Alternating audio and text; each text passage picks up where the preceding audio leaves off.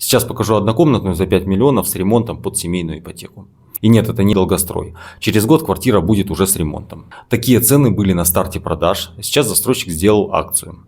Плюс можно пройти только с материнским капиталом в качестве первого взноса.